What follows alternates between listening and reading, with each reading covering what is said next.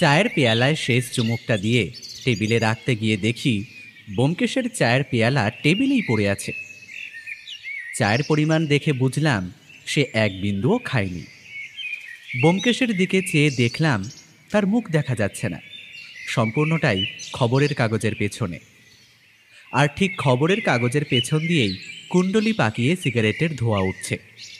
আমি হালকা রসিকতার সুরে বললাম, ওহে বন্ধুবর, যদি শরবতই খেতে হতো তাহলে বৌঠানকে তো বলে দিতে পারতে শরবত বানিয়ে দিতে। এভাবে চাটাকে শরবত বানিয়ে খাওয়ার কি খুব দরকার ছিল? ব্যোমকেশ খবরের কাগজটা সরিয়ে সেটাকে ভাঁজ করে টেবিলে রেখে এক চুমুকে ঠান্ডা চাটা উদরস্থ করে বলল, বড্ড বেবাক কেসগুলোর তদন্ত করতে হিমশিম খাচ্ছে পুলিশ। আমি বললাম, কেমন কেস? মাছের আড়ত থেকে একটা মৃতদেহ উদ্ধার হয়েছিল বেশ কয়েকদিন আগে। মৃত ব্যক্তি যে খুন হয়েছিলেন এ বিষয়ে পুলিশের সন্দেহ নেই, কারণ মৃত ব্যক্তির মাথায় একটি ভারী জিনিসের আঘাতের চিহ্ন পাওয়া যায়। সেই সূত্রে পুলিশ একজনকে গ্রেপ্তারও করেছিল। তবে সেই ব্যক্তিকে এখন রেহাই দিতে হবে, কারণ এই খুনের হাতিয়ার পাওয়া না যাওয়ায় খুনি যে গ্রেপ্তার হওয়া ব্যক্তি তা প্রমাণ করা সম্ভব হচ্ছে না। আমি একটু অবাক হয়েই বললাম, তাহলে পুলিশ গ্রেপ্তার করলো কিসের ভিত্তিতে, কোনো প্রমাণ ছাড়াই? ব্যোমকেশ আরামকে দ্বারায় একটু গা এলিয়ে দিয়ে বলল, ওটাই তো হে বন্ধু, পুলিশ শুধু নিজস্ব এবং কর্মচারীদের সন্দেহের বশে গ্রেপ্তার তো করে নিল, কিন্তু প্রমাণ করতে পারল না। এবার খুন হওয়াটা একটি মানুষও চাক্ষুষ করেনি, সুতরাং খুনের হাতিয়ারটাই হলো একমাত্র প্রমাণের চাবিকাঠি। আমি কয়েক মুহূর্ত একটু চিন্তা করে বললাম, শুনে তো বেশ জটিল কেস লাগছে হে। বেবাক বলছো যে? ব্যোমকেশ এবার মৃদু হেসে বলল, আমার অনুমান বলছে পুলিশ যদি সঠিক করে বুদ্ধি সহযোগে মাছের আড়তখানা তল্লাশি করে তাহলে ওখানেই পাবে খুনের হাতিয়ার। পুলিশ খানা তল্লাশি করেনি বলছো? করেছে, কিন্তু নিশ্চয়ই ধাতব অস্ত্রের কথা ভেবে। তাহলে তুমি বলতে চাইছো ধাতব অস্ত্র নয়? মাছের আড়ত খানা তল্লাশি করে যখন কোনো ধাতব অস্ত্রই পায়নি এবং সন্দেহভাজন ব্যক্তি খুন হওয়ার পর থেকে বাইরে যেতে পারেনি, তখন অনুমান করাই যায় যে খুনের হাতিয়ার ধাতব নয়। কি বলতে চাইছো একটু খোলসা করে বলো তো হে। আমার তো মাথায় কিছু ঢুকছে না, তুমি কি অনুমান করছো বলো তো? অস্থির হয়ে আমি বললাম। ব্যোমকেশ এবার আমার দিকে সামান্য এগিয়ে এসে বলল, বন্ধুবর, আমার অনুমান খুনটা হয়েছে বরফ দিয়ে। আমি অবাক হয়ে বললাম, বরফ দিয়ে? আগে হ্যাঁ, বরফের চাই দিয়ে মাথায় বাড়ি মেরে খুন করাটা মোটেই অস্বাভাবিক নয়। কিন্তু সে বরফ তো গলিয়েও ফেলতে পারে সেই ব্যক্তি। সেটা হয়নি, কারণ মাছের আড়ত থেকে বরফ গলিয়ে ফেলা অত সহজ নয়। তাতে বিশেষ রাসায়নিক দেওয়া থাকে, আর বরফ গলিয়ে ফেলার মতন অত সময় খুনি পায়নি যে বরফ গলিয়ে ফেলতে পারে। যদি সে তাই করতে যেত তাহলে নিশ্চয়ই কেউ না কেউ তাকে দেখে ফেলত। আমি একটা হাঁপ ছেড়ে বললাম, বাবা, এমনভাবে বিষয়টা তুমি বিশ্লেষণ করলে যেন তুমি প্রত্যক্ষদর্শী। ব্যোমকেশ তার চিরাচরিত মৃদু হাসি দিয়ে বলল, এটা শুধুমাত্র আমার অনুমান হে, শুধুমাত্র আমার অনুমান। বেশ কয়েক সপ্তাহ পর খবরের কাগজে পড়লাম রামলাল কর্মকার গত হয়েছেন। রামলাল কর্মকারের পরিচয় দিতে গিয়ে বলি, বউবাজার এলাকায় তার বাড়ি। বাড়ি কম রাজপ্রাসাদ বলা ভালো। এক কথায় বলাই যায় তিনি কলকাতার এক জমিদার। 3 পুরুষের গয়নার ব্যবসা, প্রচুর সম্পত্তি। ব্যোমকেশ তাকে গয়নার জালিয়াতি চক্রজনিত কারণে সাহায্য করেছিল, সেই থেকে তার সাথে পরিচয়। মানুষ হিসেবে তিনি ভীষণ ভালো, স্বাভাবিকভাবেই হিসেবি আর ব্যবসা মনস্ক। খবরটা ব্যোমকেশকে দেখালাম, সে বলল সকালেই পড়েছে। নিঃসন্দেহে দুঃখজনক খবর। বয়সও হয়েছিল প্রায় 70-এর বেশি। খবরের কাগজে লেখা রয়েছে বার্ধক্যজনিত কারণে তিনি মারা গেছেন। বিকেলে ব্যোমকেশের নামে একটা চিঠি এলো। সে সেটা পড়ে আমার দিকে এগিয়ে দিল। দেখলাম রামলাল বাবুর শ্রাদ্ধে আমাদের নিমন্ত্রণ পত্র পাঠিয়েছেন বড় ছেলে নন্দলাল বাবু। আমি চিঠিটা পড়ে ব্যোমকেশকে জিজ্ঞেস করলাম, শেষ বেলায় তো আর দেখতে যাওয়া হলো না, এখন কি মনে করছো, যাবে? ব্যোমকেশ একটা দীর্ঘশ্বাস ছেড়ে বলল, হ্যাঁ, শেষ বেলায় যাওয়া হলো না বলেই তো এখন যাওয়াটা দরকার অজিত। ভদ্রতার খাতিরে আমাদের যাওয়াটা উচিত। যথাদিনে আমরা রামলাল বাবুর শ্রাদ্ধে গেলাম নিমন্ত্রণ রক্ষার খাতিরে এবং মানুষটার প্রতি শ্রদ্ধায়। সত্যি বলতে তার বাড়ির কারোর সাথেই তেমনভাবে পরিচয় ছিল না। শুধু রামলাল বাবুর বড় ছেলে নন্দলাল আর মেজ ছেলে মালিক লালের সঙ্গেই যা পরিচয় ছিল। সেদিনই অবশ্য রামলাল বাবুর ছোট ছেলেকেও দেখলাম, আলাপও করলাম। নাম মহিমলাল কর্মকার। 3 ভাইয়েদের মধ্যে সবথেকে বেশি সুপুরুষ এবং সুন্দর দেখতে এই ছেলেকে। বিদেশ থেকে পড়াশোনা করে ফিরে এই 1 বছর হলো বিয়ে করে ঘর সংসার করছে। বাবার কৃতকার্যের নিয়ম তার 2 দাদা মানলেও সে কিন্তু মানেনি। মাথা কামানো নেই, গালে সামান্য দাড়ির ছোঁয়া। ভীষণ বুদ্ধিমান লোক। কার কথা বলছো? মহিমলাল। কেন তোমার হঠাৎ এমন মনে হওয়ার কারণ? তুমি লক্ষ্য করনি, তা না হলে নিশ্চয়ই বুঝতে। আমার এবং তোমার সাথে কথা বলতে গিয়ে ওর চোখ আমাদের আপাদমস্তক নিরীক্ষণ করেছিল। হবে হয়তো, আমি সত্যিই লক্ষ্য করিনি। তুমি আর কিছু দেখলে? নিজের আবেগের ওপর ভীষণ নিয়ন্ত্রণ। তার হাসির ছাপ তার চোখে ফুটে ওঠে না। বাবা, ব্যোমকেশ যে এত কিছু খেয়াল করেছে তা আমি নিজেই বুঝে উঠতে পারিনি। তাই আমি মশকরা করেই বললাম, বলছি, নিমন্ত্রণ রক্ষা করতে গিয়ে তো সত্য অন্বেষণ শুরু করে দিলে হে। ব্যোমকেশ মুচকি হেসে বলল, না হে বন্ধু, এখনো কোনো সত্য লুকানোর চেষ্টা হয়নি। হলে আমি নিশ্চয়ই তার অন্বেষণ করব বই কি। এরপর প্রায় মাসখানেক কেটে গেছে। একদিন সকালে চা আর খবরের কাগজ নিয়ে ব্যোমকেশ ওর আরাম কেদারায় বসেছিল, আর আমি আমার লেখালেখির কাজ নিয়ে টেবিলে বসে আছি। এমন সময় সদর দরজার ঘণ্টা বেজে উঠল। ব্যোমকেশ অন্যমনস্কভাবেই বলল, সত্য একটু দৌড়টা খুলে দাও না গো। সত্যবতী দরজা খুলতে গেল। কয়েক মুহূর্ত পরে ঝড়ের বেগে ঘরে এসে ঢুকলেন আমাদেরই পরিচিত এক ব্যক্তি, মহিমলাল কর্মকার। চোখে মুখে উদ্বেগের ছাপ আংশিক খেলা করছে। মনে হচ্ছে তিনি এমন একটা খবর দিতে চাইছেন যেটা তাকে ভীষণভাবে বিচলিত করছে। তবে ব্যোমকেশ ঠিকই বলেছিল, মানুষটার বয়স হয়তো বেশি নয়, কিন্তু নিজের উপর বেশ অনেকটা নিয়ন্ত্রণ। বসুন মহিমবাবু, বসুন। বলে ব্যোমকেশ নিজের আরাম কেদারা ছেড়ে উঠতে যাচ্ছিল, কিন্তু মহিমবাবু তাকে বাধা দিয়ে বললেন, ব্যস্ত হবেন না ব্যোমকেশবাবু, আমি ঠিক আছি।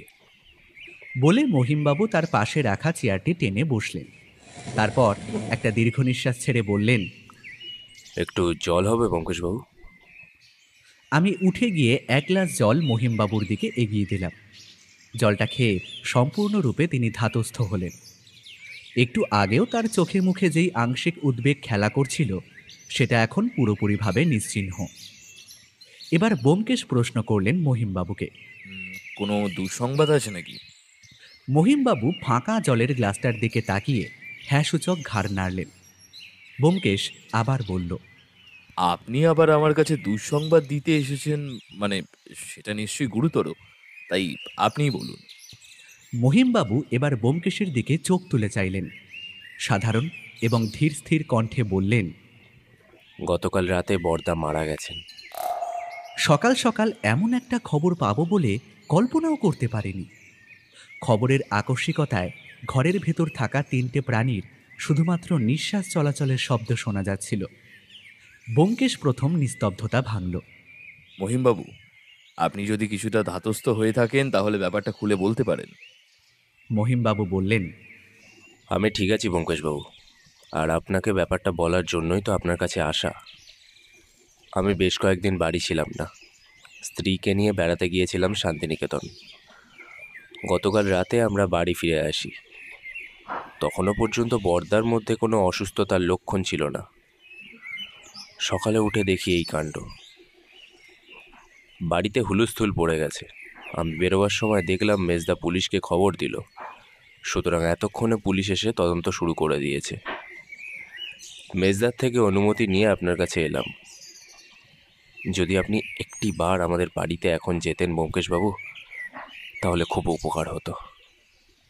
ব্যোমকেশ বিনা বাক্য ব্যয় করে চেয়ার ছেড়ে উঠে পোশাক বদলে নিয়ে মহিমবাবুর অনুরোধ রক্ষা করতে তৈরি হয়ে গেল। আন্দাজ প্রায় ৩০ মিনিট পর আমরা মহিমবাবুর কালো ৪ চাকা গাড়িতে করে রামলাল কর্মকারের বাড়িতে এলাম। বাড়ির বাইরে বেশ কয়েকজন পুলিশ হাবিলদারদের দেখতে পেলাম, যারা ব্যোমকেশকে দেখে সেলাম ঠুকল। বাড়িতে ঢুকে পুলিশ ইনচার্জ মজুমদার মশাইয়ের সঙ্গে দেখা হলো। ঘরে গিয়ে দেখলাম মৃত্যুর কারণ জানার জন্য মৃতদেহ ময়না তদন্ত করতে পাঠানো হয়েছে। ঘরের এক কোনায় একটি চেয়ারে বসে আছেন মেজ ছেলে মানিকলাল কর্মকার। মুখ দেখেই বোঝা যাচ্ছে দাদার মৃত্যুতে ভীষণভাবে বিমর্ষ। ব্যোমকেশকে দেখে মানিকলাল বাবু চেয়ার ছেড়ে উঠবার উপক্রম করে বললেন, আরে আসুন আসুন ব্যোমকেশ বাবু। আপনাকে ব্যস্ত হতে হবে না মানিকলাল বাবু, আপনি বসুন, আমি এখানেই আছি। বলে ব্যোমকেশ ঘরটা একবার চোখ বুলিয়ে দেখে নিল। বেশ বড় সাজানো গোছানো পরিপাটি একটা ঘর। ঘরে ধনী গৃহস্থের আসবাবপত্র রয়েছে। ঘরে লোকজন বলতে শুধুমাত্র মানিকবাবু এবং তার পায়ের কাছে বসে থাকা একটি চাকর। ব্যোমকেশ এসো অজিত। বলে ঘরের বাইরে বেরিয়ে এলো। ঘরের বাইরে ইন্সপেক্টর মজুমদার দাঁড়িয়েছিলেন। ব্যোমকেশ মিস্টার মজুমদারকে প্রশ্ন করল, আচ্ছা, এই ঘরটাই কি নন্দলাল বাবুর ঘর? আগে হ্যাঁ। বাড়ির কাউকে জেরা করেছেন? না, এখনো শুরু করিনি। যতক্ষণ না বুঝছি যে মৃত্যুটা অস্বাভাবিক ততক্ষণ জেরা করাটা কি উচিত হবে? না, একেবারেই নয়। আপনি কি মনে করছেন ব্যোমকেশবাবু, মৃত্যুটা কি অস্বাভাবিক? এই মুহূর্তে ময়না তদন্ত শেষ না হওয়া অবধি কিছু আন্দাজ করা মুশকিল।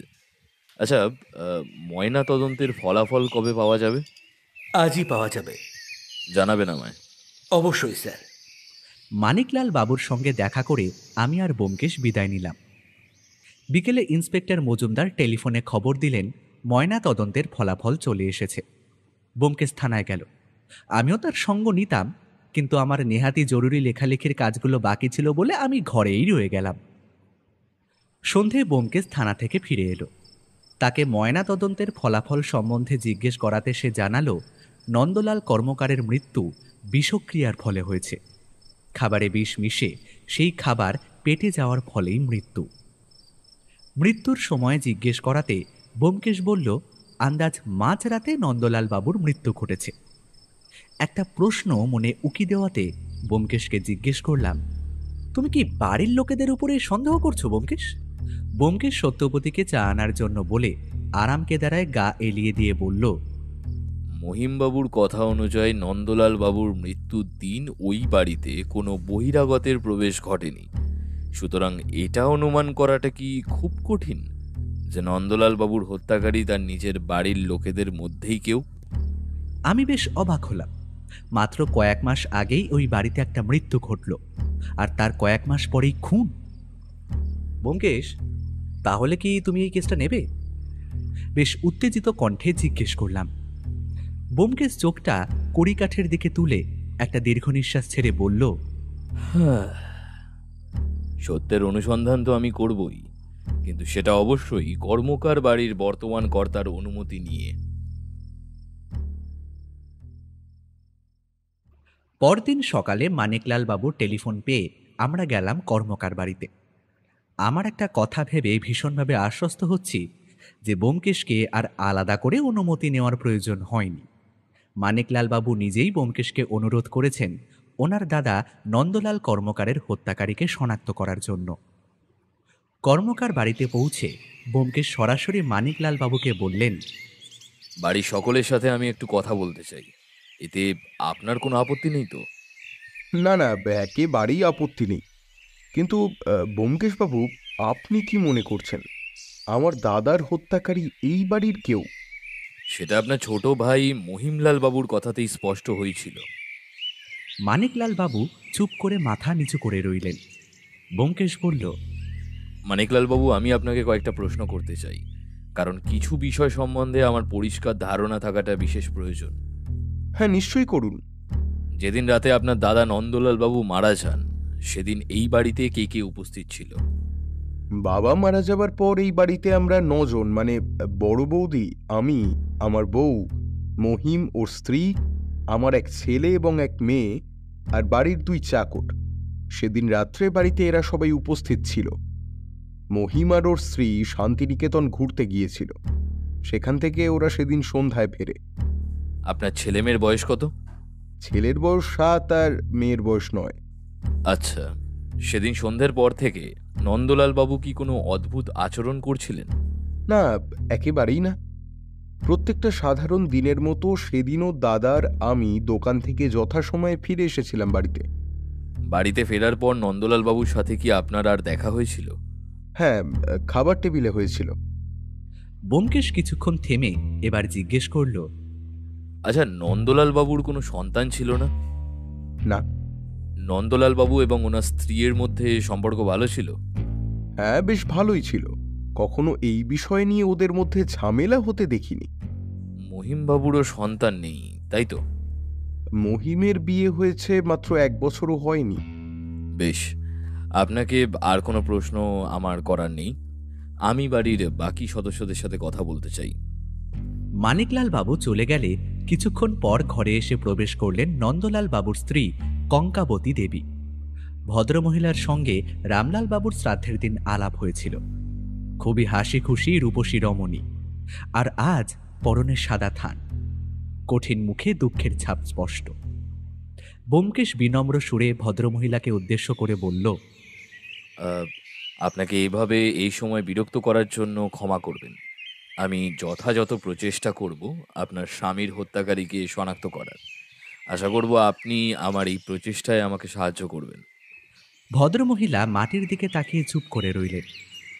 আপনার স্বামীর কি কোনো শত্রু ছিল, ঘরে বা বাইরে? কঙ্কাবতী দেবী না সূচক মাথা নাড়লেন।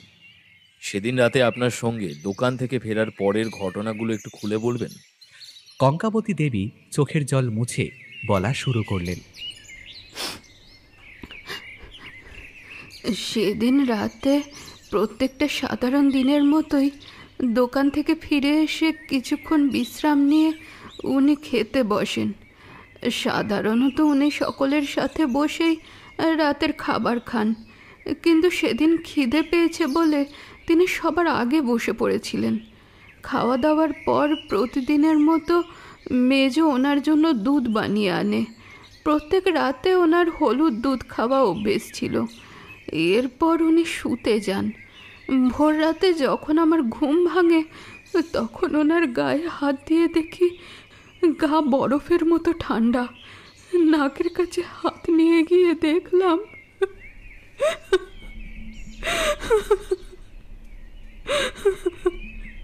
এতদূর বলে কান্নায় ভেঙে পড়লেন ভদ্রমহিলা।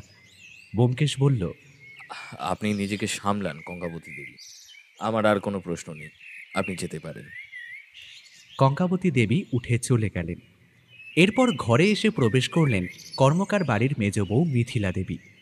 ভদ্রমহিলার চোখে মুখে দুঃখের সাথে সাথে কেমন যেন একটা অদ্ভুত অনুভূতি খেলা করছে। সেটার কারণ আমি অবশ্য ভেবে কুলকিনারা করতে পারলাম না। ব্যোমকেশ তাকে একই প্রশ্ন করল, কিন্তু মিথিলা দেবী একই উত্তর দিলেন। ব্যোমকেশ আরেকটি প্রশ্ন করল, মিথিলা দেবী, আপনি নন্দলাল বাবুকে রোজ রাতে হলুদ দুধ বানিয়ে দিতেন? কথাটা শোনা মাত্র মিথিলা দেবীর চোখ মুখ যেন কয়েক মুহূর্তের জন্য ফ্যাকাশে হয়ে গেল, আবার সেটা সঙ্গে সঙ্গে মিলিয়েও গেল। মিথিলা দেবী কড়া সুরে ব্যোমকেশকে পাল্টা প্রশ্ন করলেন, আপনি কি বলতে চাইছেন ব্যোমকেশবাবু? আমি বর্তাকে? দেখুন, আমি আপনাকে আলাদা করে কিছু বলতে চাইনি, শুধুমাত্র সেটাই জিজ্ঞেস করছি যেটা আমি কঙ্কাবতী দেবীর কাছ থেকে শুনলাম। মিথিলা দেবীকে কথা শেষ করতে না দিয়েই ব্যোমকেশ বলল। ভদ্রমহিলা গলাটা সামান্য নরম করে বললেন, হ্যাঁ, আমি বর্দাকে প্রত্যেক দিন রাতে হলুদ দুধ বানিয়ে দিতাম। প্রত্যেক রাতেই খাওয়া দাওয়ার পর হলুদ দুধ খাওয়া ওনার অভ্যাস ছিল। ব্যোমকেশ বলল, ধন্যবাদ মিথিলা দেবী, আপনি এখন আসতে পারেন। এরপর মানিকলাল বাবু ঘরে এসে খবর দিলেন মহিমলাল বাবু কোথাও বেরিয়েছেন, আর ওর স্ত্রীর একটু শরীর খারাপ, তাই ও এখন আসতে পারছে না।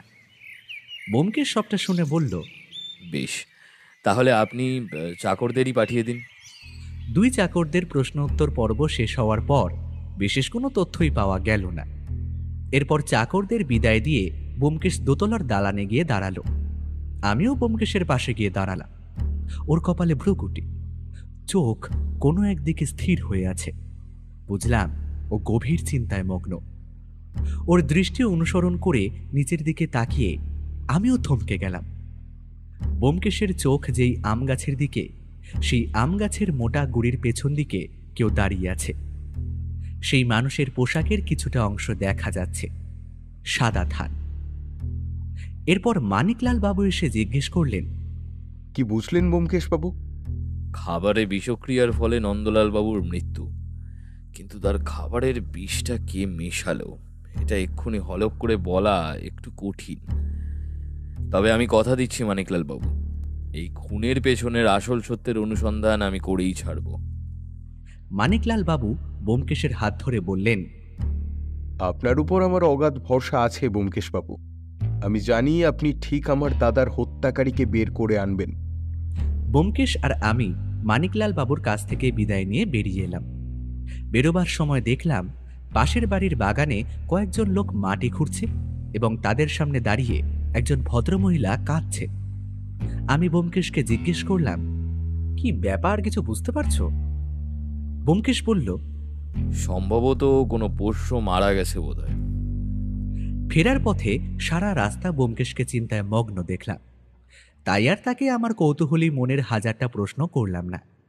প্রশ্নগুলোর উত্তর পাওয়ার জন্য আমার মনটা ছটফট করছে বটে, কিন্তু আমি জানি এই প্রশ্নগুলো করার এখন সঠিক সময় নয়। বিকেলে ব্যোমকেশ বেরালো।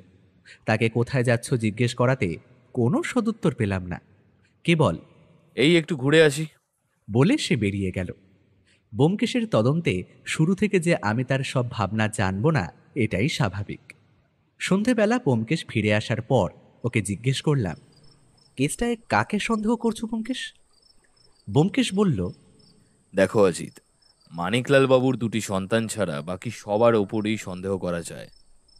কিন্তু মহিমবাবু আর তার স্ত্রী তো শান্তিনিকেতন গিয়েছিলেন। কিন্তু খুনটা তো তার আসার পরেই হয়েছিল, তাই নয় কি? ব্যোমকেশের কথা আমার যেন কেমন একটু অদ্ভুত ঠেকল। ব্যোমকেশ আবার বলল, মহিমবাবু এবং ওনার স্ত্রীর সাথে কথা না বললে আমার সন্দেহের জট ছাড়ত না। আমি বললাম, মহিমবাবুর স্ত্রী মানে অপরাজিতা দেবী অসুস্থতার অছিলায় কথা বলা থেকে এড়িয়ে গেলেন না তো? ব্যোমকেশ বলল, তার থেকেও বড় প্রশ্ন, মহিমবাবু মিথ্যে কথা কেন বললেন? আমি অবাক হয়ে জিজ্ঞেস করলাম, মহিমবাবু আবার কখন মিথ্যে বললেন? আজই। কিন্তু উনি তো বাইরে গেছেন বললেন। কিন্তু উনি বাইরে যাননি। মানে? উনি বাড়িতেই ছিলেন, বাড়ির বাগানের আম গাছের পেছনে। এবার আমার আরও একবার অবাক হওয়ার পালা। আম গাছের পেছনে মহিমবাবু ছিলেন, কিন্তু আমি তো সেখানে কঙ্কাবতী দেবীকে দেখলাম, তার সদ্য পরিহিত সাদা থানটাও তো দেখলাম। কথাটা ব্যোমকেশকে বলতেই ব্যোমকেশ বলল, তুমি গভীরভাবে লক্ষ্য করনি অজিত, করলে দেখতে পেতে ওই আম গাছের পেছনে একটি নয় বরং দুটি মানুষ দাঁড়িয়েছিল। মহিমবাবু আমাদের মিথ্যা কথা বলেছেন, কিন্তু কেনই বা তিনি মিথ্যা কথা বললেন? ব্যোমকেশের সাথে কথোপকথন এড়িয়ে যাওয়ার জন্য? কিন্তু এতে উনার কি লাভ? ব্যোমকেশকে আবার একটা প্রশ্ন করলাম, আচ্ছা, মিথিলা দেবীকে তোমার সন্দেহ হয় ব্যোমকেশ? ব্যোমকেশ একটা সিগারেট ধরিয়ে বলল, সন্দেহ হয় বই কি। তোমার হলুদ দুধ নিয়ে যাওয়ার প্রশ্নে কেমন যেন ওর মুখটা ফ্যাকাশে হয়ে গেছিল, লক্ষ্য করেছিলে? করেছিলাম। তোমার কি মনে হয় মিথিলা দেবী? আমার কথা থামিয়ে দিয়ে ব্যোমকেশ বলল, একটা প্রশ্ন শুনে মুখ ফ্যাকাশে হয়ে যাওয়াটাই কাউকে খুনি বলে দেওয়াটা যথেষ্ট কারণ নয় অজিত। আমি কিছুক্ষণ চুপ থেকে তারপর বললাম, চাকর দুটোর বিষয়ে কোনো ধারণা করলে? ব্যোমকেশ সিগারেটের ধোঁয়া ছাড়তে ছাড়তে বলল, ওদের প্রশ্নের উত্তর শুনে মনে হয় না তেমন কিছু ওরা জানে, তবে টাকার লোভ দেখিয়ে এমন কাজ করানোটা অসম্ভব নয়। আমার মাথার ভেতর কেমন যেন তালগোল পাকিয়ে যাচ্ছিল। হাজারটা প্রশ্ন মাথার মধ্যে বাসা বাঁধছিল। জানা নেই ব্যোমকেশের ভাবনার পথ কোন দিকে চলছে। পরদিন সকালে প্রাতরাশ শেষ করে আমি লেখা নিয়ে বসেছিলাম এবং ব্যোমকেশ কয়েকটা জরুরি টেলিফোন করছিল। এমন সময় সদর দরজার ঘণ্টা বেজে উঠল। আমি উঠে গিয়ে দরজা খুলে চমকে গেলাম। দরজার বাইরে দাঁড়িয়ে আছেন মহিমবাবুর স্ত্রী অপরাজিতা দেবী। কোমল কণ্ঠে তিনি প্রশ্ন করলেন, ভেতরে আসতে পারি? আমি নিজের অপ্রস্তুত ভাবটা কাটিয়ে নিয়ে বললাম, হ্যাঁ হ্যাঁ, স্বাচ্ছন্দ্যে। অপরাজিতা দেবী ঘরে প্রবেশ করার পর ব্যোমকেশ কিন্তু একটুও অবাক হলো না। ব্যোমকেশ তাকে বসতে বলে বলল, বসুন অপরাজিতা দেবী, বলুন কি বলবেন। অপরাজিতা দেবী একটু ইতস্তত করে আমার দিকে ঘাড় ফিরিয়ে তাকালেন। বুঝলাম আমার উপস্থিতি তার কথা বলায় বিঘ্ন ঘটাচ্ছে। ব্যোমকেশ বলল, আপনি নির্দ্বিধায় বলতে পারেন, কোনো সমস্যা হবে না। অপরাজিতা দেবী বেশ। বলে বলতে শুরু করলেন, ব্যোমকেশবাবু, আপনি বড় দাদার মৃত্যুর আগের ও পরের ঘটনা তো সবার থেকে শুনে নিয়েছেন। এবার আমি আপনাকে কয়েকটা কথা বলতে চাই, যেগুলো ওনারা জানেন না, তাই আর আপনাকে তাদের জানানোটা সম্ভব হয়ে ওঠেনি। বলুন। আমি আর আমার স্বামী যেদিন শান্তিনিকেতন থেকে ফিরে আসি, সেই দিনকে আমাদের ফেরার কথা ছিল না। আমরা মাত্র একদিন আগে শান্তিনিকেতনে গিয়েছিলাম। ইচ্ছে ছিল কয়েকদিন সেখানে কাটিয়ে তারপর আসব। কিন্তু ওখানে যাওয়ার একদিন পরে আমার স্বামী জেদ করে এবং আমায় নিয়ে ফিরে আসেন। এর কারণটা কি জানতে পারি? ব্যোমকেশ প্রশ্ন করল।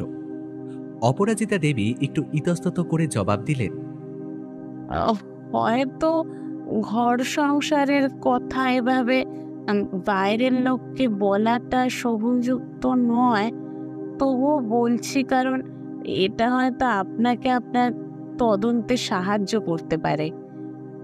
আমার সাথে আমার স্বামীর সম্পর্ক ভালো নয়। আমি তাকে নিয়ে সম্পূর্ণভাবে ঘর সংসার করার চেষ্টা করলেও সে আমায় নিয়ে মোটেও সন্তুষ্ট নয়। নিতান্তই খুঁটিনাটি বিষয় নিয়ে আমার সাথে উনি ঝামেলা করতে থাকেন। আমি কালই আপনার সাথে কথা বলতে চাইছিলাম, কিন্তু উনি আমায় বাধা দেয় এবং তারপর নিজে বেরিয়ে যান। ওনার বারণ না শুনলে ওনাকে অসম্মান করা হবে, তাই আমি শরীর খারাপের অজুহাত বানিয়ে আপনার সাথে আর কথা বলিনি। ভদ্রমহিলা কথা বলতে বলতে বারবার ঘরের এদিক ওদিক চাইছিলেন। ব্যোমকেশ এবার সেটার ভিত্তিতেই প্রশ্ন করল, আপনার কি তাড়া রয়েছে খুব? অপরাজিতা দেবী একটু অপ্রস্তুত হয়ে বললেন, হ্যাঁ, তা রয়েছে বটে। আসলে বাড়ির কেউ জানে না যে আমি এখানে এসেছি। নিজের কিছু গয়না কেনার অজুহাতে আমি বাড়ি থেকে বেরিয়ে এসেছি। সময় মতো ফিরতে না পারলে অসুবিধায় পড়তে হতে পারে। বেশ, তাহলে তাড়াতাড়ি বলুন আপনার কি বলবার রয়েছে। দেখুন ব্যোমকেশবাবু, আমার স্বামী হয়তো অপরাধী নন, কিন্তু ওনার লোভ ওনাকে অনেক পথে নিয়ে যেতে বাধ্য করে। আচ্ছা, নন্দলাল বাবু এবং কঙ্কাবতী দেবীর মধ্যে সম্পর্ক কেমন ছিল জানেন? আমি যতদূর দেখেছি বেশ ভালোই ছিল। ওনাদের হয়তো সন্তান ছিল না, কিন্তু তাই নিয়ে ওনাদের মধ্যে কখনো ঝামেলা হতে দেখিনি। তবে তবে কি? ব্যোমকেশ কৌতূহলী হয়ে প্রশ্ন করল। বড়দিদি এবং মেজদিদি একে অপরকে ভীষণভাবে হিংসা করতেন। বড়দিদি একটু নরম স্বভাব গোছের মহিলা বলে তাকে মেজদিদি বেশিরভাগ সময় হেনস্থা করতেন। নন্দলাল বাবু সেটা জানতেন? সম্ভবত জানতেন না, কারণ বড়দিদি ভীষণ চাপা স্বভাবের। আচ্ছা, আপনার কাউকে সন্দেহ হয়? অপরাজিতা দেবী এবার একটা ম্লান হাসি হেসে বললেন, আমি পরের বাড়ির মেয়ে ব্যোমকেশবাবু, আমার কাউকে সন্দেহ করাটা সাজে না। এতদূর বলে অপরাজিতা দেবী উঠে পড়লেন। এবার আমি তাহলে আসি ব্যোমকেশবাবু, ধন্যবাদ। এই ভদ্রমহিলা তার শ্বশুরবাড়ির পরিবার সম্বন্ধে অনেক নেতিবাচক কথা বললেন ঠিকই, কিন্তু কেন জানি না আমার মনে হচ্ছিল এই সমস্ত কথাই হয়তো সত্য। ব্যোমকেশকে জিজ্ঞেস করলাম, কি বুঝলে ব্যোমকেশ? ব্যোমকেশ আনমনে মাটির দিকে তাকিয়ে টেবিল থেকে একটা সিগারেট নিয়ে ধরিয়ে নিয়ে বলল, সত্যি মিথ্যের বিবেচনায় এখনই যাচ্ছি না, তবে সীমাবদ্ধতা এবং আদর্শের এক অদ্ভুত মেলবন্ধন। আমি ঠাট্টা করে বললাম, তুমি আবার সাহিত্য চর্চা শুরু করলে নাকি হে? হ্যাঁ, তোমারই হাওয়া লেগেছে বলতে পারো। বিকেলে আমরা কর্মকার বাড়িতে গেলাম। স্বভাবতই আজ ব্যোমকেশের প্রধান উদ্দেশ্য ছিল মহিমবাবুর সাথে কথা বলা। গিয়ে জানা গেল মহিমবাবু বেরিয়েছেন, কিন্তু এখনও ফেরেননি। ব্যোমকেশ মানিকবাবুকে বললেন, বাড়ির রান্নার চাকরটিকে একবার ডেকে দিন তো, কয়েকটা কথা বলার আছে। মানিকবাবু চাকরকে ডাকতে চলে গেলেন। এই বাড়িতে দুটি চাকর, একজন 5 মাস খাটে, বৃদ্ধ, নাম নরেন, আর একজন রান্নাঘর আর বাগান সামলায়, বয়স ওই প্রায় 40-50 হবে, নাম গোবিন্দ। কিছুক্ষণ পরে ঘরে এসে ঢুকল গোবিন্দ। ব্যোমকেশ তাকে বসতে বলল। সে বসার পরেই ব্যোমকেশ তাকে জিজ্ঞেস করল, যেদিন বড় দাদাবাবু মারা যায় সেদিনের রান্না তুমি করেছিলে? আগে হ্যাঁ হুজুর। তুমি তাহলে খাবারে বিষ মিশিয়েছিলে?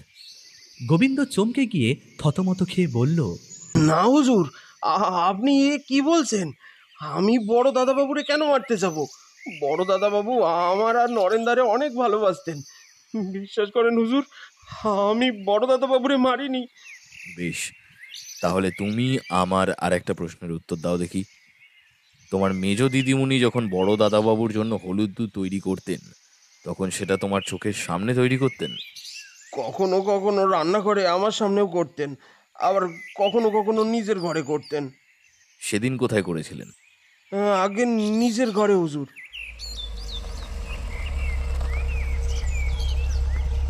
এমন সময় বাড়ির বাইরে গাড়ির শব্দ পাওয়া গেল। বুঝলাম মহিমবাবু ফিরে এসেছেন। ব্যোমকেশ গোবিন্দকে উদ্দেশ্য করে বলল, বেশ গোবিন্দ, তুমি এখন আসতে পারো, দরকার পড়লে তোমাকে ডেকে নেব। গোবিন্দ প্রণাম করে বেরিয়ে গেল। বেশ কিছুক্ষণ বসার পর ঘরে এসে প্রবেশ করলেন মহিমলাল কর্মকার। ঘরে ঢুকেই তিনি বললেন, দুঃখিত ব্যোমকেশবাবু, দাদার মুখে শুনলাম আপনি অনেকক্ষণ ধরে বসে আছেন। আপনার মূল্যবান সময় নষ্ট করলাম। না না না, এমন কোনো ব্যাপার নয়। আপনার সঙ্গে কথা হওয়াটা একান্তই জরুরি ছিল এই তদন্তের ক্ষেত্রে। বলুন, আমি দেখি কি সাহায্য করতে পারি আপনাকে। নন্দলাল বাবুর সাথে আপনার সম্পর্ক কেমন ছিল? একটা বড় দাদা এবং ছোট ভাইয়ের মধ্যে যেরকম সম্পর্ক থাকে সেরকমই ছিল। এখন তো মানিকলাল বাবুর সাথে আপনাকেও আপনাদের পারিবারিক ব্যবসায় দায়িত্ব নিতে হবে, ঠিক কি না? হ্যাঁ, তা তো বটেই। আচ্ছা, আপনি কি গতকাল সকালে এই ব্যবসার খাতিরে কোথাও বাইরে গিয়েছিলেন? কই না তো, আমি তো কাল। কথাটা শেষ হওয়ার আগেই দরজার বাইরে থেকে একটা মহিলা কণ্ঠের গলা ছাড়ার আওয়াজ পাওয়া গেল। মহিমবাবুর কথা থেমে গেছে। সেটা যে সেই শব্দের জন্য সেটা আর আলাদা করে বলে দিতে হয় না। মহিমবাবু আবার বললেন, আগে হ্যাঁ, আমি গতকাল ব্যবসার খাতিরেই বাইরে গিয়েছিলাম, তাই আর আপনার সাথে কথা হয়নি। ব্যোমকেশ কিছু বলল না, শুধু চুপ করে রইল। আচ্ছা ব্যোমকেশবাবু, আমি এবার আসি, একটা জরুরি মিটিং রয়েছে আমার। কথা বলতে বলতে সময়ের খেয়াল ছিল না একদম। অজিতবাবু, আসলাম। বলে বসার ঘর থেকে গটগট শব্দ করে বেরিয়ে গেলেন মহিমলাল কর্মকার। সব বিষয়টাই কেমন যেন ধোঁয়াশা লাগছে। দরজার বাইরে দিয়ে গলা ছাড়ল কে? গলা শুনে তো আমার অপরাজিতা দেবী বলেই মনে হলো। ব্যোমকেশ এবার চলো অজিত বলে উঠে পড়ল। বাড়ি থেকে বেরোবার সময় উঠোনে বৃদ্ধ নরেন চাকরকে আমাদের দিকে তাকিয়ে দাঁড়িয়ে থাকতে দেখলাম। করুণ দৃষ্টিতে আমাদের দিকে চেয়ে রয়েছে। ব্যোমকেশ কাছে গিয়ে জিজ্ঞেস করল, কিছু বলবে? নরেন চাকর বলল, হ্যাঁ হুজুর। বলো, কি বলবে? আগে হুজুর, বড় দিদিমণি একেবারে নির্দোষ, ওনাকে সন্দেহ করবেননি হুজুর, ওনাকে সন্দেহ করবেননি। কেন? উনি বড় দাদাবাবুকে ভীষণ ভালোবাসতেন। যেদিন বড় দাদাবাবু মারা যায় তার আগের দিন ওনাদের বিবাহ বার্ষিকী ছিল, তাই বড় দিদিমণি দাদাবাবুকে একটা সোনার আংটি উপহার দেয়। বড় দাদাবাবুও বড় দিদিমণিকে একটা সোনার হার উপহার দিয়েছিল। নরেন চাকরের মুখে এই কথাগুলো শোনার পর ব্যোমকেশ কিছুক্ষণ মূর্তির মতো দাঁড়িয়ে রইল। তারপর নরেন চাকরকে জিজ্ঞেস করল, তুমি এত শত জানলে কি করে? আমিও বলতে পারবনি হুজুর, ছোট মুখে বড় কথা হবে। ব্যোমকেশ নরেন চাকরের কাঁধে হাত রেখে বলল, সত্যি কথা না বললে বিপদে পড়বে কিন্তু। এ কথায় কাজ হল। নরেন ভয়ে ভয়ে বলল, মেজ দিদিমণি বড় দিদিমণিকে খুব হিংসে করত। উনি রান্নাঘরে এসে আপন মনে বকবক করছিলেন যে বড় দাদাবাবুকে উপহার দিয়েছেন বড় দিদিমণি। তখন আমি সেটা শুনতে পাই। ব্যোমকেশ কয়েক মুহূর্ত চিন্তা করে বলল, বেশ, তোমার আর কিছু বলবার আছে? হ্যাঁ হুজুর। বলো। আগে আগে আপনি আমাকে গতকাল জিজ্ঞেস করেছিলেন যে যেদিন বড় দাদাবাবু মারা যায় সেদিন কিছু অন্যরকম ঘটেছে কি না। আমি বলতে ভুলে গিয়েছিলাম, সেদিন সেদিন একটা ঘটনা ঘটেছিল হুজুর। কি ঘটেছিল? আগে আগে মেজ দিদিমণি প্রত্যেক দিন বড় দাদাবাবুর জন্য হলুদ দুধ করতেন এবং বড় দাদাবাবু সেটা খেয়ে তারপর শুতে যেতেন। কিন্তু সেই দিন বড় দাদাবাবু ওই দুধ খাননি। এ কথা তুমি কি করে জানলে? আগে আগে আমি নিজের চোখে দেখেছিলাম বড় দাদাবাবু দুধের গ্লাস নিয়ে বাইরে চলে যাচ্ছেন, আর কিছুক্ষণ পরে ফাঁকা গ্লাস নিয়ে ফিরে আসছেন। ব্যোমকেশ সবটা শুনে বেশ আনমনা হয়ে পড়ল। কিছু মুহূর্ত পর নরেন চাকরকে বিদায় জানিয়ে বড় গেট পেরিয়ে রাস্তায় এসে দাঁড়ালো। তারপর সেই পাশের বাড়িটার দিকে তাকিয়ে কিছুক্ষণ থমকে দাঁড়িয়ে রইল। বেশ কিছুক্ষণ ওভাবে দাঁড়িয়ে থাকার পর আমায় হঠাৎ করে বলল, তুমি একটু এগো অজিত, আমি আসছি। কিন্তু কোথায়?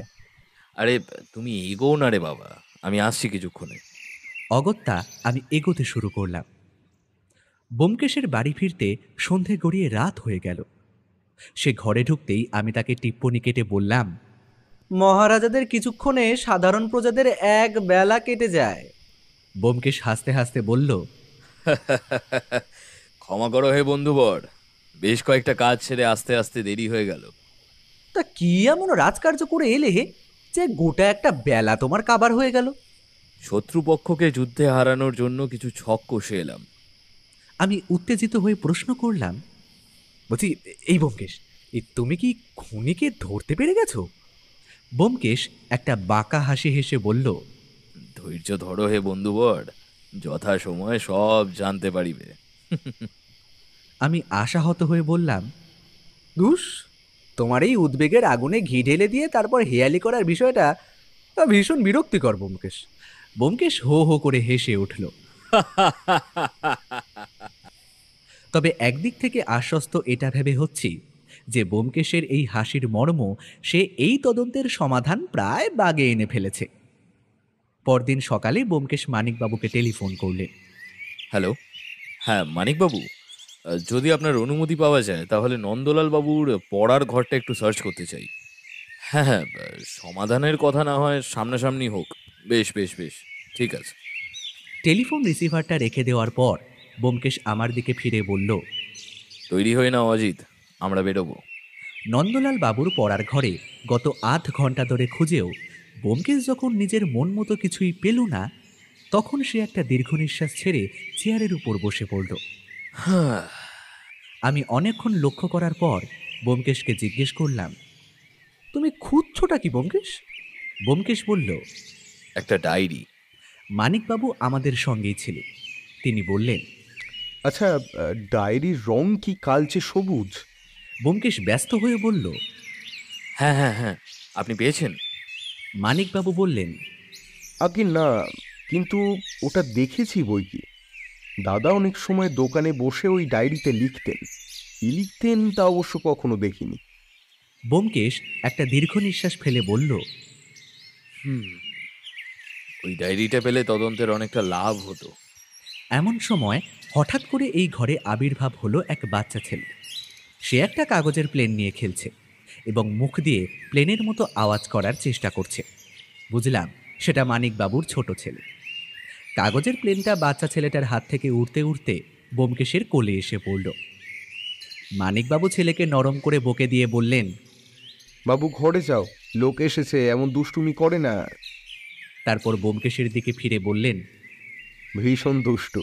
স্কুলে থাকলে বাঁচো, আর না হলে সারা দিন লাফালাফি করতে থাকে। ব্যোমকেশ ছেলেটার কাগজের প্লেনটাকে ভালো করে লক্ষ্য করতে করতে বলল, এই বয়সেই তো দুষ্টুমি মানায় মানিকবাবু। এই বলে সে বাচ্চা ছেলেটির হাত ধরে বলল, চলো আমরা একটু প্লেন উড়িয়ে আসি। বলে এসে ঘর দিয়ে বেরিয়ে গেল। একটু আগে অবধি যে পাগলের মতো একটা ডায়েরি খুঁজছিল, সে এখন একটা ছোট্ট বাচ্চার সাথে খেলতে ছুটল। আমি নিজের মনেই হাসতে হাসতে দোতলার দালানের দিকে এগিয়ে গেলাম। দালানে গিয়ে দেখলাম সেখানে কঙ্কাবতী দেবী দাঁড়িয়ে আছেন। সদ্য স্নান করে এসেছেন বোধহয়। লম্বা কালো কোমর অবধি চুল, ভেজা চুলগুলো গামছা দিয়ে মুছছেন। আমায় দেখে ম্লান হাসি হেসে উনি ঘরের মধ্যে চলে গেলেন। অত্যন্ত সুশীল রমণী, বয়স তার রূপে ঢাকা পড়ে গেছে। মুখ দেখে ভীষণ শান্ত বলেই তো মনে হয়।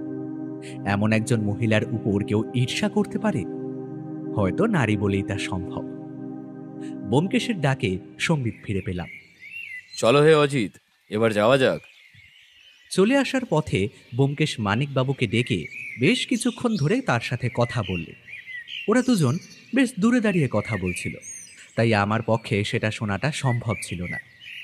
ব্যোমকেশ ফিরে এলে তাকে বললাম, আর কত ধৈর্যের পরীক্ষা নেবে বলো তো দেখি? ব্যোমকেশ আমার পিঠে একটা চাপড় মেরে বলল, আজ রাতটা অবধি ধরো অজিত। পিঠে চাপড়টা বেশ জোরেই পড়েছিল, কিন্তু সে কথা বেমালুম ভুলে গেলাম। এই উত্তেজনার চাপে রয়েছি যে সব সমস্যার সমাধান আজ রাতেই হতে চলেছে। বিকেলে স্বভাবতই আবার ব্যোমকেশ বেরোলো এবং সন্ধ্যের মধ্যে আবার ফিরে এসে বলল, খাওয়া দাওয়া শেষ করে তাড়াতাড়ি শুয়ে পড়ো অজিত, আজ আমরা নিশি ভ্রমণে বেরোবো। ভ্রমণের গন্তব্য যে কোনটা হবে সেটা আর আমাকে আলাদা করে বলে দিতে হচ্ছে না, তা আমি বেশ বুঝতে পারছি। এখন থেকেই মনে মনে কেমন যেন একটা শিহরণ অনুভব করছি, আর মনে কয়েকজনের মুখ ভেসে উঠছে। মহিমবাবু, চাকর নরেন, মিথিলা দেবী, অপরাজিতা দেবী। কেন জানি না আমার মনে সন্দেহটা এদের চারজনের ওপরই এসে পড়েছে। রাতে আমরা যখন বেরোলাম তখন ঘড়ির কাঁটায় প্রায় 11:30। রাস্তাঘাট শুনশান, জনমানবের কোনো চিহ্ন মাত্র নেই। আমরা খানিকক্ষণ পর গিয়ে পৌঁছলাম কর্মকার বাড়িতে। ব্যোমকেশের কথা মতো গেটের বাইরে অপেক্ষা করতে লাগলাম। বেশ কিছুক্ষণ পর রাস্তার ওপার থেকে একজন লোককে এগিয়ে আসতে দেখলাম। আমি ব্যোমকেশকে হাতের ঠেলা দিয়ে সেই লোকটিকে দেখাতে চাইলাম। ব্যোমকেশ একটা শব্দ করে বুঝিয়ে দিল যে সেও দেখেছে লোকটাকে। লোকটা আমাদের একদম কাছাকাছি আসার পর তাকে চিনতে পারলাম, মানিকলাল কর্মকার। মানিকবাবু ব্যোমকেশকে জিজ্ঞেস করলেন, এবার তবে যাওয়া যাক। হ্যাঁ চলুন। আপনার স্ত্রী কি বাড়ির ভেতরেই আছে? হ্যাঁ, ভিতরেই আছেন। এই কথোপকথনের অর্থ আমি বুঝলাম না। শুধু এই মুহূর্তে ওদের দুজনকে অনুসরণ করে আমি বাড়ির উদ্দেশ্যে রওনা হলাম। সদর দরজার কাছে আসতেই ব্যোমকেশ মানিকবাবুকে জিজ্ঞেস করলেন, নকল চাবি এনেছেন তো? সে আর বলতে, বলে মানিকবাবু সদর দরজা খুলে ফেললেন। বাড়ি সম্পূর্ণ অন্ধকার। ব্যোমকেশকে অনুসরণ করে আমরা দুজন দোতলার দিকে চললাম। আমি ধারণা করেছিলাম যে ব্যোমকেশ সমস্যার সমাধান করবে এই বাড়িতে এসে, কিন্তু এই বাড়িতে এসে থেকে তো আমরা অন্ধকারে চোরের মতো ঢোকা ছাড়া আর কিছুই করছি না। আমার মনের মধ্যে কেমন যেন এক অদ্ভুত রোমাঞ্চকর অস্থিরতা কাজ করছে। দোতলায় ওঠার পর একটা শব্দ পেলাম, কোনো নারী কণ্ঠের হাসির শব্দ। অন্ধকারে এত বড় বাড়িতে রাতের বেলায় এমন এক নারী কণ্ঠের হাসি শুনে আমার গাটা কেমন যেন ছমছম করে উঠল। আবার এলো সেই নারী কণ্ঠের হাসির শব্দ। একবার, দুবার, তিনবার। তিনবারের মাথায় একটা পুরুষ কণ্ঠেরও মৃদু হাসি শোনা গেল। ব্যোমকেশ ও মানিকবাবু পরস্পরের মুখ চাওয়াচাই করলেন। তারপর ব্যোমকেশ এগিয়ে গেল হাসির শব্দ ভেসে আসা ঘরটির দিকে। আমরা দুজন তাকে অনুসরণ করছি। ব্যোমকেশ একটা দরজার সামনে এসে দাঁড়ালো। তারপর সেই দরজা 2 হাত দিয়ে দরাম করে খুলে ঘরের ভেতরে ঢুকে গেল। আমরা দুজন তার পেছন পেছন ঢুকলাম। মানিকবাবু ঘরের বাতি জ্বালতেই স্তম্ভিত হয়ে গেলাম। ঘরের মধ্যে একটাই পালঙ্ক, আর সেই পালঙ্কের উপর অপ্রত্যাশিত অবস্থায় শুয়ে আছেন মহিমলাল কর্মকার ও কঙ্কাবতী দেবী। মহিমলালের চোখ থেকে আগুন ঠিকরে বেরোচ্ছে। কঙ্কাবতী দেবী তার পরিহিত সাদা থান দিয়ে নিজের অপ্রত্যাশিত অবস্থাটিকে ঢাকার চেষ্টা করছেন। তোর লজ্জা লাগে না ভাই? বলে হুঙ্কার দিয়ে মানিকবাবু মহিমবাবুর গালে একটা সপাটে চড় মারলেন। ব্যোমকেশ মানিকবাবুকে উদ্দেশ্য করে বললেন, মানিকবাবু নিজেকে সামলান। মিথিলা দেবী ও অপরাজিতা দেবীর ঘর বাইরে থেকে বন্ধ করে দেওয়া হয়েছে, ওগুলোকে খোলবার ব্যবস্থা করুন। ওনাদের এই আসরে থাকাটা ভীষণ প্রয়োজন। মানিকবাবু চলে গেলেন। মহিমবাবুর মুখ রাগে, লজ্জায়, অপমানে রাঙা হয়ে উঠেছে। কঙ্কাবতী দেবী নিজেকে কোথায় লুকোবেন তা বুঝতে পারছেন না। কিছুক্ষণ পর মানিকবাবু এ বাড়ির বাকি দুই বউকে নিয়ে ফিরে এলেন। ব্যোমকেশ বাকিদেরকে দেখে বলল, বসুন সকলে। অজিত, ওনাদের বসার বন্দোবস্তটা করে দাও। আমি কিছু করবার আগেই সকলে নিজের জায়গা মতো বসে পড়ল। ব্যোমকেশ বলা শুরু করল, প্রথমেই খুনের ব্যাপারে আসি। এতদিন আমাদের কাছে একটাই প্রশ্ন ছিল যে নন্দলাল বাবুকে কে খুন করেছে, কিন্তু নন্দলাল বাবুকে কে নয়, কারা খুন করেছে। তাকে যারা খুন করেছে তাদের নিশ্চয়ই কোনো উদ্দেশ্য ছিল এই খুনের পেছনে। ঘটনাগুলো একটু আগে থেকে বলি। প্রথম দিন আমি এ বাড়িতে এসে জানতে পারি নন্দলাল বাবু এবং কঙ্কাবতী দেবীর কোনো সন্তান নেই। আমি বাড়ির লোকেদের জিজ্ঞেস করে এও জানতে পারি যে ওনাদের দুজনের সম্পর্ক ভালো ছিল। আমার প্রথমটায় খটকা লাগে যখন আমি কঙ্কাবতী দেবীর সঙ্গে মহিম বাবুকে বাগানে আম গাছের পেছনে দেখি। এরপর আমার দ্বিতীয় খটকা, আমি যখন মহিম বাবুকে প্রশ্ন করেছিলাম তখন দরজার আড়ালে দাঁড়িয়ে শুনেছিলেন কঙ্কাবতী দেবী। মহিমবাবু মুখ ফসকে সত্যি কথাটা বলে দেওয়ার সময় উনি গলা ঝাড়া দিয়ে ওঠেন, আর মহিমবাবু নিজেকে সামলে নেন। তৃতীয় এবং শেষ খটকা, নন্দলাল বাবুর ডায়েরি লেখার অভ্যেস তার প্রিয়জনদের মধ্যে প্রায় সবাই জানত। মানিকলাল বাবু এমনকি দোকানের কর্মচারী অবধি স্বীকার করেছিলেন যে নন্দলাল বাবু ডায়েরি লিখতেন। যদি তাই হয় তাহলে সে ডায়েরি এখন কোথায়? পুলিশ কেন সেই ডায়েরি পেল না? আমার অনুমান ওই ডায়েরি পুড়িয়ে ফেলা হয়েছে, আর নয়তো কোথাও ফেলে দেওয়া হয়েছে। এমনকি এবাড়ির সকলে জানতো যে নন্দলাল বাবু এবং কঙ্কাবতী দেবীর মধ্যে সম্পর্ক ভালো ছিল, কিন্তু বাস্তবে ছিল ঠিক তার উল্টো। কি তাই তো কঙ্কাবতী দেবী? কঙ্কাবতী দেবী চিৎকার করে উঠলেন, না না না, এ ভুল, এ মিথ্যে কথা। সবাই একসঙ্গে ভুল বলতে পারে না, আর আপনাদের সম্পর্ক ভালো ছিল না তার আরেকটা বড় প্রমাণ। বলে ব্যোমকেশ পকেট থেকে একটা কাগজের টুকরো বের করে আনলো। সেদিন মানিকবাবুর ছেলে এই কাগজকেই প্লেন বানিয়ে খেলছিল। আশা করি এটা যে নন্দলাল বাবুর হাতের লেখা তার নতুন করে বলে দিতে হবে না। এতে স্পষ্ট ভাষায় লেখা আছে তার ও আপনার সম্পর্কের কথা। বলে ব্যোমকেশ কাগজটা মানিকবাবুর দিকে এগিয়ে দিলেন। মানিকবাবু সেটা ব্যোমকেশের হাত থেকে নিলেন। ব্যোমকেশ আবার বলা শুরু করল, এবার আসি খুনের কারণ। কঙ্কাবতী দেবীর বৈবাহিক জীবন সুখের ছিল না, আগেই বলেছি। ওনার স্বামীর সঙ্গে ওনার ঠিক বনতো না, সেটা অবশ্য তিনি সকলের সামনে প্রকাশ হতে দেননি কখনো। তার বৈবাহিক জীবনে যে মানসিক এবং শারীরিক সুখের অভাব ছিল তা তিনি মহিমের মধ্যে খুঁজে পাওয়ার চেষ্টা করেছিলেন, কিন্তু সেটা নন্দলাল বাবু জীবিত থাকাকালীন সম্ভব নয়, তাই তাকে সরানোর প্রয়োজন পড়েছিল। এদিকে মহিমবাবুর ছিল টাকা এবং সম্পত্তির ওপর প্রবল লোভ। সে বুঝতে পারে বড় বৌদিকে হাত করলে টাকা, সম্পত্তি, ব্যবসা সবই পাওয়া যাবে তার হাতের মুঠোয়, আর এই পথে কাঁটা হিসেবে যেই আসুক না কেন মহিমবাবু তাকে সরিয়ে ফেলতে দুবারও ভাববেন না। ব্যোমকেশ বলা থামালো। ঘরে তখন বিরাজ করছে অমোঘ নিস্তব্ধতা। কঙ্কাবতী দেবীর মাথা নিচু, মহিমবাবুর চোয়াল শক্ত।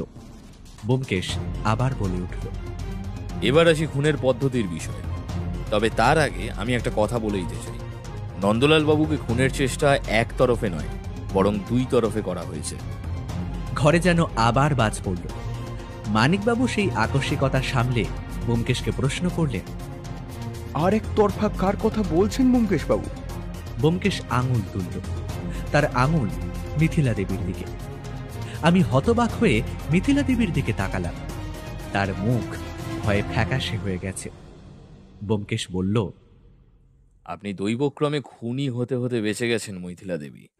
মিথিলা দেবী জড়ানো গলায় বললেন, কি সব বলছেন আপনি ব্যোমকেশ বাবু? আমি সব জানি না। ব্যোমকেশ কঠিন সুরে বলল, হলুদ দুধে বিষ মিশিয়ে আপনি নন্দলাল বাবুকে মারতে চেয়েছিলেন। মানিকবাবু যেন আর নিতে পারছিলেন না। ভেঙে পড়া গলায় তিনি জিজ্ঞেস করলেন, কিন্তু কেন? এক ভয়ঙ্কর ঈর্ষা মানিকবাবু। আপনার স্ত্রীর মনে কঙ্কাবতী দেবীর প্রতি এক ভয়ানক ঈর্ষা ছিল। কঙ্কাবতী দেবীর ওপরে হিংসা করেই তিনি চেয়েছিলেন যেন এই সম্পত্তির সমস্ত মালিকানা আপনার হাতে থাকে। মালিকানা তকমাটা তিনি পেতে চেয়েছিলেন, কিন্তু সৌভাগ্যক্রমে সেই দিনই ওই বিষ মেশানো হলুদ দুধ নন্দলাল বাবু খাননি, আর তার ফলেই খুনির তকমা লাগার থেকে বেঁচে যান মিথিলা দেবী। মিথিলা দেবী মাথা নিচু করে বসে রইলেন। মানিকবাবু কান্নায় ভেঙে পড়লেন। ঈশ্বর, এ জীবনে কি দেখতে হচ্ছে আমাকে! ব্যোমকেশ বলল, এখনই ভেঙে পড়বেন না মানিকবাবু, এখনো কিছুটা বাকি আছে। আমার প্রথম থেকেই সন্দেহ মিথিলা দেবীর ওপরেই ছিল। সেদিন চাকর গোবিন্দর থেকে জানতে পারি যে হলুদ দুধ মিথিলা দেবী নিজের ঘরে গিয়ে বানিয়ে আনেন। তখনই আমি প্রায় নিশ্চিত হয়ে গেছিলাম যে এই খুনটি মিথিলা দেবী করেছেন, কারণ রান্নাঘরে খাবারে বিষ মেশালে সেটা কেউ না কেউ দেখেই ফেলতো, আর রান্না করার সময় খাবারে বিষ মেশালে সে খাবার কেউই খেতে পারতো না। সুতরাং উপায় একটাই, গোপনে এসে বিষ মেশানো। এবার আমি একটা প্রশ্ন না করে আর থাকতে পারলাম না। আচ্ছা ব্যোমকেশ, তুমি যে বললে মিথিলা দেবীর মেশানো বিষে খুনটা হয়নি, তাহলে খুনটা হলো কিভাবে? ব্যোমকেশ মৃদু হেসে বলল, ওটাই তো এই মৃত্যু রহস্যের সবচাইতে বড় জট অজিত। নন্দলাল বাবুর মৃত্যু খাবারে বিষক্রিয়ার ফলে হয়েছে, আর সেই বিষ মেশানো হয়েছে ওনার হাতে সোনার আংটির মাধ্যমে। আবার আমাদের চমকানোর পালা। আংটির মাধ্যমে বিষ কথাটা ভীষণভাবে অবাক করে দিচ্ছিল। ব্যোমকেশ আবার বলল, আংটির মাধ্যমে নন্দলাল বাবুকে খুন করার এই চমৎকার উপায় বার করেন মহিমবাবু এবং কঙ্কাবতী দেবী। এবার মহিমবাবু মুখ খুললেন। কি ভেবেছেনটা কি? হ্যাঁ, গাঁজা খুঁড়ি গল্প দেবেন আর লোকে সেটা হজম করে নেবে? গাঁজাখুড়ি না বাস্তব, তাহলে সেটা প্রমাণ করা যাক বলে ব্যোমকেশ মজুমদার বাবু হাঁক দিতেই ইন্সপেক্টর মজুমদার একজন লোককে নিয়ে ঘরের ভেতরে ঢুকে এলেন। আর এই লোকটাকে দেখে মহিমবাবুর সমস্ত ঔদ্ধত্য রাগ হাওয়ায় উবে গিয়ে তার মুখ ফ্যাকাশে রক্তশূন্য হয়ে গেল। ব্যোমকেশ মহিমবাবুকে উদ্দেশ্য করে বলল, কি এবার হজম হচ্ছে? মানিকবাবু অবাক হয়ে বললেন, কিন্তু এ তো আপনাদের দোকানেরই সবচেয়ে পুরনো এবং বিশ্বস্ত কর্মচারী। টাকা দিয়ে আজকাল বিশ্বস্ততা কেনা যায় মানিকবাবু। টাকার লোভ বড় কঠিন লোভ। টাকার লোভ দেখিয়ে জোর করে মহিমবাবু এনাকে দিয়ে একটি বিশেষ সোনার আংটি গড়িয়ে নেন। বলে ব্যোমকেশ পকেট থেকে একটা বাক্স বের করে তার ভেতরে থাকা সোনার আংটিটি উন্মুক্ত করে টেবিলের ওপরে রাখে। এবার এটাকে বিশেষ বলার কারণটা দেখাই বলে ব্যোমকেশ আংটিটি বের করে মধ্যমা দিয়ে সেই আংটির ওপর চাপ দিতেই আংটির উপরের অংশটুকু ঢাকনার মতো একপাশে খুলে গেল। ঘরের মধ্যে আমরা সকলে বিস্ফারিত চোখে এই দৃশ্য দেখলাম। ইন্সপেক্টর মজুমদার এতটাই অবাক হয়ে গেছিলেন যে নিজের অজান্তেই বলে উঠেছিলেন, হে ঈশ্বর! ব্যোমকেশ বলল, এই আংটির ভেতরে বিষ ঢুকিয়ে রেখেছিলেন মিসেস কঙ্কাবতী কর্মকার। এই আংটিখানা এমনভাবেই প্রস্তুত করা হয়েছে যে এটির মাধ্যমে সামান্যতম বিষ এই উপায়ে ভরে দিলে কোনো খাদ্যের সংস্পর্শে এলে ধীরে ধীরে এই বিষ নির্গত হবে। সেদিন রাতে খাওয়ার আগে কঙ্কাবতী দেবী ওই আংটিতে বিষ ভরে সেটি তার স্বামীকে পরিয়ে দেন। তারপর সেই বিষক্রিয়ায় তার স্বামীর মৃত্যু হবে। কঙ্কাবতী এবং মহিমলালের পথের কাঁটা চিরতরে বিনষ্ট হবে। বিশেষ এই পরিকল্পনা করে মহিমবাবু শান্তিনিকেতন যান। সেখানে গিয়ে অস্থির হতে থাকেন এটা ভেবে যে বড় বৌদি কাজটা সম্পূর্ণ করতে পারবেন কিনা। না পারলেই বিপদ, তাই একদিন পরেই ফিরে আসেন। কি ঠিক তো মহিমবাবু? মহিমবাবু চুপ। ব্যোমকেশ বলে চলল, আংটির মক্ষম ষড়যন্ত্রে এরা দুজন সামিল করে দোকানের বিশ্বস্ত কর্মচারী মিস্টার ঘোষকে। এরপর নিজের পাপের প্রায়শ্চিত্ত করার জন্য মিস্টার ঘোষ ভয় সব স্বীকার করেন আমার কাছে, আর আপনাদের দুজনের পালাবার পথ সম্পূর্ণভাবে বন্ধ করেন। এত কিছুর পর কঙ্কাবতী দেবী ও মহিমলালের আর কিছু বলার রইল না। তারা দুজনেই কেবল মাথা নিচু করে ফ্যাকাশে মুখে বসে রইলেন। পুলিশ ওদের দুজনকে গ্রেপ্তার করে নিয়ে যাওয়ার পর ব্যোমকেশ মানিকবাবুকে যথাসম্ভব সান্ত্বনা দিয়ে অপরাজিতা দেবীকে তার বিশেষ সহযোগিতার জন্য ধন্যবাদ জানিয়ে বাইরে বেরিয়ে এলাম। বাইরে এসে ব্যোমকেশকে বললাম, এ কাহিনীর পরিণতি তাহলে কি দাঁড়ালো? কলঙ্কিনী কঙ্কাবতী? বাহ, বেশ ভালো বলেছো তো হে। আমি একটা দীর্ঘ নিঃশ্বাস ছেড়ে বললাম, মানুষ কতটা নীচ, তাই না? যেই মানুষের কাম ক্রোধ লোভের ওপর নিয়ন্ত্রণ নেই সেই মানুষকে বিপদে পড়তেই হবে। এবার ব্যোমকেশকে জিজ্ঞেস করলাম, আচ্ছা, তুমি কেসটার সমাধান বের করলে কি করে? এই কেসটায় নরেন চাকর না মুখ খুললে ফ্যাসাদে পড়তে হতো। সেদিনের কথা বলছো? হ্যাঁ, সেদিনই ও যদি না বলতো আংটির কথা, তাহলে মিথিলা দেবীকে খুনি ভেবে তার বিরুদ্ধে প্রমাণ খুঁজতে গিয়ে অন্ধকারে হাতড়াতে হতো। হ্যাঁ, তা বটে। সে তো আবার এটাও বলেছিল যে মিথিলা দেবীর বানানো হলুদ দুধ নন্দলাল বাবু খাননি। তাও ঠিক। তবে যাই বলো ব্যোমকেশ, পাপ যাই করুক না কেন মিথিলা দেবী খুনির তকমা লাগার থেকে কিন্তু বাঁচিয়ে দিয়ে গেলেন নন্দলাল বাবু। না হে অজিত, খুনের তকমা তো লেগেছে। আমি অবাক হয়ে জিজ্ঞেস করলাম, খুনির তকমা লেগেছে মানে? ব্যোমকেশ নিজের সেই চিরাচরিত হাসিটা হেসে বলল, মানে হলো সেদিন মিথিলা দেবীর বানানো দুধ খেয়ে এক নিরপরাধ প্রাণের মৃত্যু অবশ্যই ঘটেছিল। তবে সেটা নন্দলাল বাবুর নয়, ওই বাড়ির বিড়ালটার। ব্যোমকেশের হাতের আঙুল অনুসরণ করে দেখলাম পাশের বাড়ির বাগানে এক জায়গায় মাটির ঢিপি করা কবর, আর সেই কবরের নিচে শুয়ে রয়েছে এক নিরপরাধ প্রাণ।